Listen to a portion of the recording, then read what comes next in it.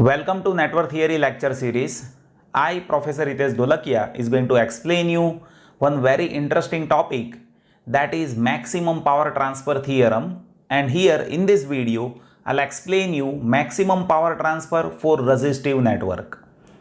Now before I explain you how we can find the basic condition for maximum power transfer, let us try to understand first why should we use this theorem. See, maximum power transfer theorem explains that if you have one circuit over here and if second circuit is connected over here, then what is the condition which will transfer maximum power from one circuit to another circuit, right? So that is what the case which we need to understand by maximum power transfer theorem. And you will be observing in engineering there are many applications which is there with maximum power transfer theorem, like amplifier, speaker and communication system. You see, I have listed those applications here, right? Now let us try to identify the basic condition for maximum power transfer with resistive network. Now if you see my previous videos in which I have already explained you Thevenin's theorem. So Thevenin's theorem explains what? It explains you that any linear and bidirectional electrical network can be converted into equivalent VTH and RTH series combination, right? So here I'll be considering resistive network as equivalent voltage and resistance series connection. Let me show you how we have resistive network. So this network that is referred as resistive network, as I have already said, in Thevenin's equivalent circuit we have voltage connected in series with equivalent resistance, right? So I can say this is my resistive network. Now if I connect load resistance RL over here, then we are deal with to find what is the condition which is there with RL so that we can have maximum power transfer. So let me consider RL is variable, and at what value of RL we have maximum power transfer at load. So to identify that condition, let us consider current I that is passing in this loop. So if I say current I is passing in this loop, then let us apply KVL in this loop. So in this loop you see this voltage source that is happening from minus to plus, so I need to say that is plus Vs, and that is equals to voltage drop in each of these resistors. So voltage drop in Rs, that is I into Rs, plus voltage drop in RL, that is I into RL. Now if you take I common, then here we will be having Rs plus RL, and based on this I can have current I, that is Vs divided by Rs plus RL. Now let us try to understand first how much power that will get delivered to the load in case of resistive network. So here load is RL, so power delivered to the load RL, that will be I square RL.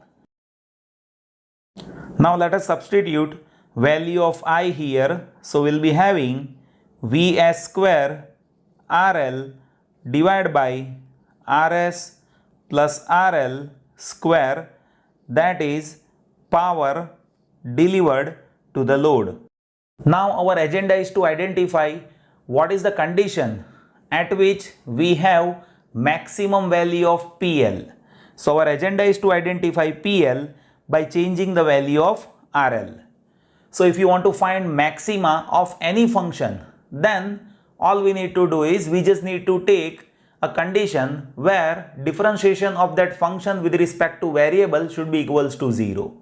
So dPL by dRL, that should be equals to 0, that will justify maxima condition. So now we need to differentiate this PL with respect to RL, and that should be equals to 0. So if you differentiate this PL with respect to RL, then you see here in this function we have differentiation as per differentiation of y by x with respect to time. Then that will be denominator x into differentiation of y with respect to time minus numerator into differentiation of denominator x with respect to time divided by denominator square. So here if you observe this, then denominator is rs plus rl square into differentiation of numerator, and with respect to rl that differentiation will be vs square minus numerator, that is vs square rl into differentiation of denominator, and differentiation of denominator is how much? 2 into rs plus rl and divide by square of the denominator, so that is rs plus rl raised to 4 if you square this, right, and that should be equals to 0. Now if you observe this denominator, that will get multiplied with 0. So let us simplify this numerator term.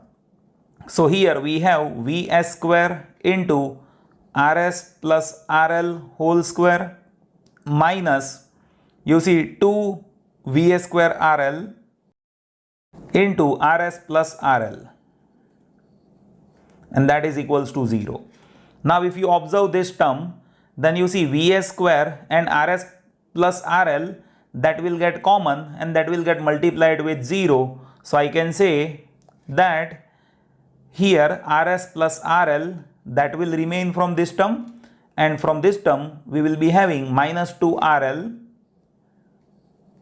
So I can say this is rs is equals to rl. You see, one rl will get cancelled, so rs minus rl is equals to 0 means rs should be equals to rl, right.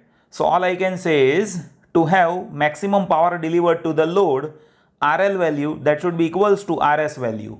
So if you observe here, you see this is the circuit in which we should be selecting RL that should be equals to RS, means resistance of the network, right. Then you can have maximum power delivered to the load. Now one more thing that I would like to discuss here, that is efficiency of resistive network in case of maximum power delivered to the load. Now efficiency that should be power delivered to the load divided by total power into 100, right. Now if you observe, RS is equals to RL, right. So I can say this will be PL divided by P total will be how much? PS plus PL into 100, where RS is equals to RL. What it means? Here we'll be having PS is equals to PL. As if resistance are same, then you see in the circuit current passing through both of these resistor, that is same, that is I, right. It means that PS that should be equals to PL, and as if PS is equals to PL, then this will be half into 100, so that has to be 50%.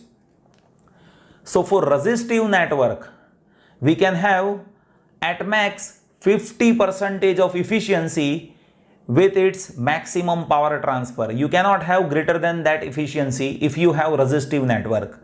Why? The reason is, in resistive network there will be energy which will get dissipated as a heat.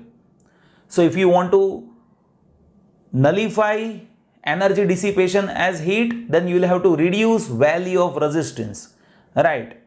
So if you reduce value of resistance, automatically you will be having lower heat dissipation, but still maximum efficiency will be 50% only, right.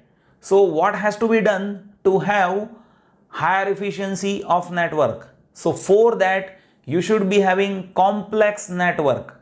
Now what do you mean by complex network? Complex network means the network which includes inductive elements as well as capacitive elements.